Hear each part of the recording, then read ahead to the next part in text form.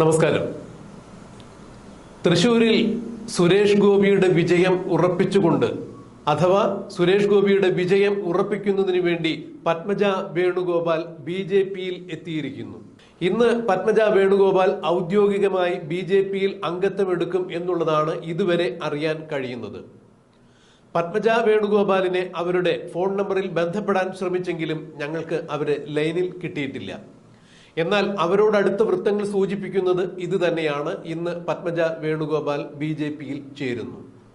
സുരേഷ് ഗോപിയെ സംബന്ധിച്ചിടത്തോളം പത്മജ വേണുഗോപാലുമായി സഹോദര നിർവിശേഷമായ ഒരു സ്നേഹബന്ധമാണ്. വളരെ കാലം മുതൽ തന്നെ അത് തുടങ്ങിയതാണ്.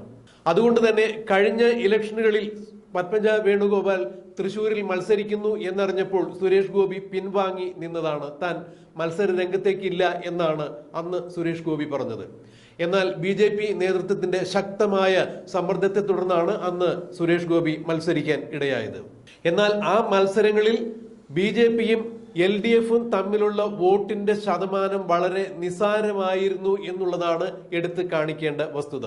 കേരളം കണ്ട ഏറ്റവും നല്ല മുഖ്യമന്ത്രി അല്ലെങ്കിൽ കേരളത്തിൽ സർവതന്ത്ര സ്വതന്ത്രനായി ഭരിച്ച മുഖ്യമന്ത്രി എന്ന പേരുള്ള ലീഡർ എന്ന വിശേഷണമുള്ള കെ കരുണാകരന്റെ മകളായ പത്മജ വേണുഗോപാൽ കോൺഗ്രസ് വിട്ട് ബി.ജെ.പിയിൽ ചേക്കേറുന്നത് കേരളത്തിലെ കോൺഗ്രസ് അണികൾക്കിടയിലും പ്രവർത്തകർക്കിടയിലും നേതൃത്വത്തിനിടയിലും വലിയ കോളിളക്കങ്ങൾ സൃഷ്ടിച്ചിട്ടുണ്ട്, പൊട്ടിത്തെറികൾ സൃഷ്ടിച്ചിട്ടുണ്ട്. കോൺഗ്രസ് ആണ് തന്നെ ബി.ജെ.പിയിലേക്ക് നയിച്ചത് അഥവാ ബി.ജെ.പിയിൽ ചേരുവാൻ തന്നെ നിർബന്ധിതരാക്കിയത് കോൺഗ്രസിന്റെ കെടുകാര്യസ്ഥതയാണ്, തന്നോടുള്ള അവഗണനയാണ് എന്നാണ് പത്മജ വേണുഗോപാൽ എപ്പോഴും എടുത്തു പറഞ്ഞിട്ടുള്ളത്. കേരളം കണ്ട കോൺഗ്രസിന്റെ എക്കാലത്തെയും നല്ല ലീഡറായിരുന്ന, മുഖ്യമന്ത്രിയായിരുന്ന, നേതാവായിരുന്ന കെ കരുണാകരന്റെ മകളായ തന്നോട് കോൺഗ്രസ് എല്ലാ കാലത്തും അവഗണന കാണിച്ചു എന്ന് തന്നെയാണ് പത്മജ വേണുഗോപാൽ ഇപ്പോൾ പറയുന്നത്. താൻ ബി.ജെ.പിയിൽ ചേരുവാനുണ്ടായ കാരണം തന്നെ കോൺഗ്രസ് ആണ് എന്നാണ് പത്മജ വേണുഗോപാൽ ഇപ്പോൾ മാധ്യമങ്ങളോട് പ്രതികരിച്ചിരിക്കുന്നത്. എന്നാൽ പത്മജ വേണുഗോപാൽ ബി.ജെ.പിയിൽ പോയാൽ കോൺഗ്രസിന് ഒന്നും തന്നെ സംഭവിക്കില്ല എന്നാണ് പത്മജയുടെ സഹോദരനും കരുണാകരന്റെ മകനും എം.പിയുമായ കെ മുരളീധരൻ വിശദമാക്കിയത്. പത്മജ വേണുഗോപാലിനെ സംബന്ധിച്ചിടത്തോളം കോൺഗ്രസ് അവഗണിച്ചു എന്നവർ പറയുമ്പോൾ അത് തീർത്തും അടിസ്ഥാനരഹിതമാണ് എന്നാണ് കെ മുരളീധരൻ പറയുന്നത്. പാർട്ടിയിൽ അവർക്ക് കൊടുത്ത അത്രയും സ്ഥാനമാനങ്ങൾ പാർട്ടി മറ്റാർക്കും നൽകിയിട്ടില്ല എന്നാണ് എനിക്ക് തോന്നുന്നത് എന്ന് കെ മുരളീധരൻ കൂട്ടിച്ചേർത്തു. പാർട്ടിയിലെ താഴേക്കിടയിലുള്ള നേതാക്കൾക്കിടയിൽ നിന്നും ഉയർന്നു വന്ന ആളുകളാണ് കോൺഗ്രസിൽ നേതാക്കളായി മാറിയിട്ടുള്ളത്. അല്ലെങ്കിൽ താഴേക്കിടയിൽ നിന്നും പ്രവർത്തിച്ച് ആ പ്രവർത്തന പരിചയത്തിന്റെ അടിസ്ഥാനത്തിലാണ് കോൺഗ്രസിൽ ഓരോ നേതാക്കളെയും നിശ്ചയിക്കപ്പെട്ടിട്ടുള്ളത്, നേതാക്കളായി അങ്ങനെ വളർന്നു വന്നിട്ടുള്ളത്. എന്നാൽ പത്മജ വേണുഗോപാലിന് അത്രത്തോളം യാതൊരു തരത്തിലുള്ള പ്രവർത്തന പരിചയമില്ലെങ്കിലും AICC മെമ്പർ അടക്കം DCC മെമ്പർ അടക്കം അവരെ പല ബഹുമതികളിലേക്കും കോൺഗ്രസ് പരിഗണിച്ചിട്ടുണ്ട് എന്ന് തന്നെയാണ് കെ മുരളീധരൻ എടുത്തു പറയുന്നത്. 2 തവണ നിയമസഭ സ്ഥാനാർത്ഥിയായി നിർത്തി, 1 തവണ ലോക്സഭ സ്ഥാനാർത്ഥിയായി നിർത്തി. എന്നാൽ ഇവിടങ്ങളിലെല്ലാം അവർ മത്സരിച്ചപ്പോൾ തോൽക്കുകയായിരുന്നു. ഇത് ഒരു നേതാവിനെ സംബന്ധിച്ചിടത്തോളം അവരുടെ കഴിവുകേടാണ് ചൂണ്ടിക്കാണിക്കുന്നത് എന്നാണ് മുരളീധരൻ പറഞ്ഞത്. എന്റെ അച്ഛന്റെ മകൾ അല്ലെങ്കിൽ സഹോദരി എന്ന രീതിയിൽ ഇനി എനിക്കോ അവരുമായി യാതൊരു തരത്തിലും ബന്ധമില്ല എന്ന് തന്നെ മുരളീധരൻ അറുത്തു മുറിച്ച് പറയുകയാണ്. ഇനി അങ്ങനെയൊരു ബന്ധമില്ല. പിന്നെ ഞങ്ങൾ തമ്മിൽ മറ്റു സ്വത്ത് തർക്കങ്ങളും ഒന്നുമില്ല എന്ന് മുരളി കൂട്ടിച്ചേർക്കുകയുണ്ടായി. കാരണം എൻ്റെ അച്ഛൻ, അതായത് കെ കരുണാകരൻ, അത്രയൊന്നും സ്വത്തുകൾ സമ്പാദിച്ചിട്ടില്ല. അതുകൊണ്ട് ഞങ്ങൾ മക്കൾക്ക് സ്വത്ത് തർക്കത്തിൽ ഏർപ്പെടേണ്ട ആവശ്യമുണ്ടായിട്ടില്ല. ഒരിക്കലും അങ്ങനെയും ഒരു വിഷയമില്ല.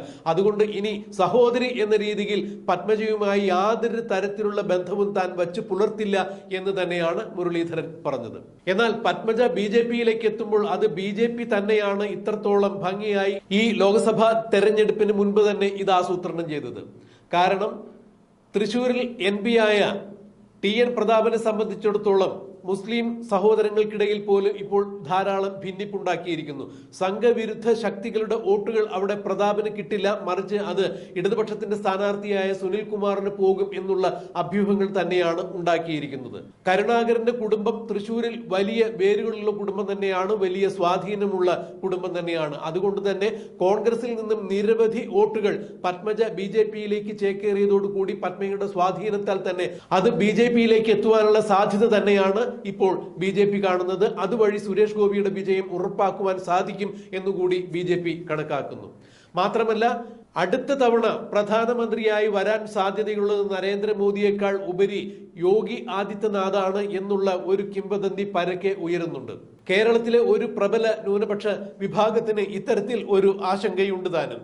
അതായത് ഇനി പ്രധാനമന്ത്രിയായി വരാൻ പോകുന്നത് ഉത്തർപ്രദേശ് മുഖ്യമന്ത്രിയായ കടുത്ത ഹൈന്ദവ വിശ്വാസിയായ യോഗി ആദിത്യനാഥ് തന്നെ ആയിരിക്കും എന്നുള്ളതാണ് കേരളത്തിലെ ഒരു പ്രബല ന്യൂനപക്ഷ വിഭാഗത്തിന്റെ ചിന്താഗതി. അതുകൊണ്ട് തന്നെ സംഘപരിവാർ ശക്തികളെ എതിർക്കുന്ന ഈ ന്യൂനപക്ഷത്തിന്റെ വോട്ടുകൾ ഒരു കാരണവശാലും TN പ്രതാപന് പോകില്ല, കിട്ടില്ല എന്നുകൂടി രാഷ്ട്രീയ നിരീക്ഷകർ ചൂണ്ടിക്കാണിക്കുന്നു. അതിന് കാരണം അടുത്തയിടെ TN പ്രതാപൻ ഉത്തർപ്രദേശ് സന്ദർശിച്ചപ്പോൾ ലഖ്നൌവിൽ വെച്ച് യോഗി ആദിത്യനാഥുമായി കൂടിക്കാഴ്ച നടത്തുകയുണ്ടായി. അവർ തമ്മിൽ നല്ല ഒരു സൗഹൃദത്തിൽ ഏർപ്പെടുകയുണ്ടായി.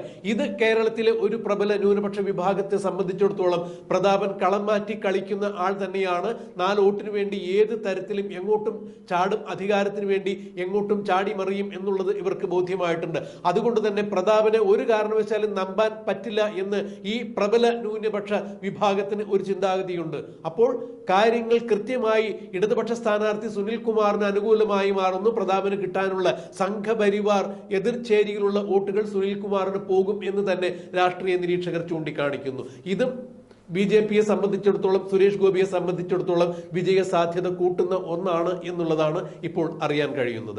അതായത് പത്മജ വേണുഗോപാലിന്റെ BJPയിലേക്കുള്ള രംഗപ്രവേശം സുരേഷ് ഗോപിയുടെ വിജയ സാധ്യത അരക്കിട്ടുറപ്പിക്കുന്ന തരത്തിൽ തന്നെയാണ് എന്നാണ് രാഷ്ട്രീയ നിരീക്ഷകർ ചൂണ്ടിക്കാണിക്കുന്നത്. എന്നാൽ പത്മജ വേണുഗോപാൽ BJPയിലേക്ക് എത്തുമ്പോൾ അത് വടകരയിൽ മത്സരിക്കുന്ന സഹോദരൻ K മുരളീധരന്റെ വോട്ടുകളെ പോലും സാരമായ രീതിയിൽ ബാധിക്കും എന്ന് തന്നെയാണ് ഇപ്പോൾ പരക്കെ ഉയർന്നു കേൾക്കുന്ന ആക്ഷേപങ്ങളും ആരോപണങ്ങളും.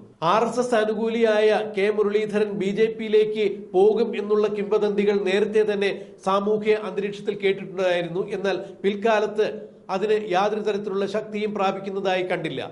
പക്ഷേ വരുന്ന നിയമസഭാ തെരഞ്ഞെടുപ്പിൽ ഇടതുപക്ഷം കേരളത്തിൽ ഭരണത്തിലെത്തുകയും കോൺഗ്രസ് ശിഥിലമാകുകയും ചെയ്തു കഴിഞ്ഞാൽ തീർച്ചയായും കോൺഗ്രസിൽ നിന്നും നിരവധി ആളുകൾ BJPയിലേക്ക് ചേക്കേറും എന്നുള്ളതിന് യാതൊരു സംശയമില്ല എന്ന് തന്നെയാണ് രാഷ്ട്രീയ കേരളവും രാഷ്ട്രീയ നിരീക്ഷകരും ചൂണ്ടിക്കാണിക്കുന്നത്. അങ്ങനെയാണെങ്കിൽ അക്കൂട്ടത്തിൽ K മുരളീധരനും ഉണ്ടാകും എന്നുള്ളതിൽ യാതൊരു തർക്കമില്ല എന്നുള്ളതാണ് ഇപ്പോൾ കേൾക്കുന്നത്. അതായത് അടുത്ത ഒരു വട്ടം കൂടി നിയമസഭാ തെരഞ്ഞെടുപ്പിൽ ഇടതുപക്ഷം കേരളം കൈയടക്കുകയും ഭരണം നേടുകയും ചെയ്തു കഴിഞ്ഞാൽ കേരളത്തിൽ കോൺഗ്രസിന്റെ പ്രാധാന്യം തീർത്തും അപ്രസക്തമായി പോകും. അതുകൊണ്ട് തന്നെ കേരളത്തിൽ ഇന്ന് നിലവിലുള്ള കോൺഗ്രസിന്റെ MP മാരും MLA മാരുമെല്ലാം, അതായത് കോൺഗ്രസിന്റെ നേതാക്കളിൽ വലിയൊരു ശതമാനം ആളുകൾ BJPയിലേക്ക് ചേക്കേറും എന്നുള്ളതിന് യാതൊരു സംശയവുമില്ല. അതിന് ഏറ്റവും കൂടുതൽ സാധ്യതയുള്ള നേതാക്കളിൽ ഒരാൾ തന്നെയാണ് K മുരളീധരൻ എന്നാണ് ഇപ്പോൾ പറഞ്ഞു കേൾക്കുന്നത്. അതായത് ആദ്യം പത്മജ വേണുഗോപാൽ BJPയിലേക്ക് എത്തുന്നു, ശേഷം മുരളീധരനും BJPയിലേക്ക് എത്തും എന്ന് തന്നെ രാഷ്ട്രീയ നിരീക്ഷകർ ചൂണ്ടിക്കാണിക്കുന്നു. BJPയുടെ കോച്ചിങ് ക്യാമ്പാണ് കോൺഗ്രസ് എന്നാണ് ഇപ്പോൾ EP ജയരാജനെ പോലുള്ള ഇടതുപക്ഷത്തെ സമുന്നതരായ നേതാക്കൾ തുറന്നടിച്ചിരിക്കുന്നത്. K മുരളീധരനെ സംബന്ധിച്ചിടത്തോളം നേരത്തെ മൃദു ഹിന്ദുത്വ നിലപാട് പുലർത്തുന്നയാളും RSSനെ സംരക്ഷിച്ച് RSSന്റെ വാക്കുകൾക്കൊത്ത് പ്രവർത്തിക്കുന്ന ആളുമാണ് എന്നുള്ളത് നേരത്തെ കേരളത്തിൽ അറിവുള്ളതാണ് എന്നാണ് EP ജയരാജൻ എടുത്തു പറയുന്നത്. കോൺഗ്രസിൽ നിന്ന് അടുത്ത കാലത്തായി നിരവധി ആളുകൾ BJPയിലേക്ക് ചേക്കേറിയിട്ടുണ്ട്. ഇതിൽ നിന്ന് മനസ്സിലാക്കേണ്ട കാര്യം BJPയുടെ കോച്ചിങ് ക്യാമ്പാണ് ഇപ്പോൾ കോൺഗ്രസിന്റെ അകത്തളങ്ങൾ എന്നാണ് EP ജയരാജൻ പറയുന്നത്. നാളെ ആരൊക്കെ BJPയിലേക്ക് എത്തണം എന്നുള്ളത് കൃത്യമായി BJP വിലയിരുത്തുന്നു, പഠിക്കുന്നു, അവർക്ക് കോൺഗ്രസിൽ കോച്ചിങ് കൊടുക്കുന്നു, പിന്നീട് അവർ BJPയിലേക്ക് എത്തുന്നു എന്ന് തന്നെയാണ് EP ജയരാജൻ പറയുന്നത്. നിരവധി നേതാക്കൾ ഇതുപോലെ തന്നെ BJPയുടെ ഭാഗമായി മാറിയിട്ടുണ്ട് എന്നുകൂടി EP ജയരാജൻ ചേർത്ത് വയ്ക്കുന്നു. എന്തു തന്നെയായാലും പത്മജ വേണുഗോപാൽ BJPയിൽ ഇന്ന് ഔദ്യോഗികമായി അംഗത്വം എടുക്കും എന്ന് തന്നെയാണ് നമുക്കും അറിയാൻ സാധിക്കുന്നത്. അങ്ങനെയാണെങ്കിൽ ഇന്ന് പത്മജ വേണുഗോപാൽ BJPയിലേക്ക്, നാളെ വരുംകാല നിയമസഭാ തെരഞ്ഞെടുപ്പ് കഴിയുമ്പോൾ മുരളീധരനെ പോലുള്ള നേതാക്കളും BJPയിലേക്ക് എത്തും എന്ന് രാഷ്ട്രീയ നിരീക്ഷകർ ചൂണ്ടിക്കാണിക്കുന്നു. കോൺഗ്രസ് കേരളത്തിൽ നാമാവശേഷമായി മാറും എന്ന് തന്നെയാണ് രാഷ്ട്രീയ നിരീക്ഷകർ ചൂണ്ടിക്കാണിക്കുന്നത്. അതെന്ത് തന്നെയായാലും പത്മജ വേണുഗോപാൽ ഇന്ന് BJPയിൽ അംഗത്വം എടുക്കും എന്നുള്ളത് ഉറപ്പായി കഴിഞ്ഞിരിക്കുന്നു. അവരെ ടെലിഫോണിൽ ശ്രമിച്ചപ്പോൾ നമുക്ക് കിട്ടുകയുണ്ടായില്ല. എന്നാൽ പത്മജ വേണുഗോപാലിനോട് അടുത്ത വൃത്തങ്ങൾ ഇത് തന്നെയാണ് സൂചിപ്പിക്കുന്നത്. എനിക്ക് ഇനി ഇങ്ങനെയൊരു സഹോദരിയില്ല, ഞങ്ങൾ തമ്മിൽ യാതൊരു ബന്ധവുമില്ല എന്ന് K മുരളീധരനും തുറന്നടിച്ചിരിക്കുന്നു.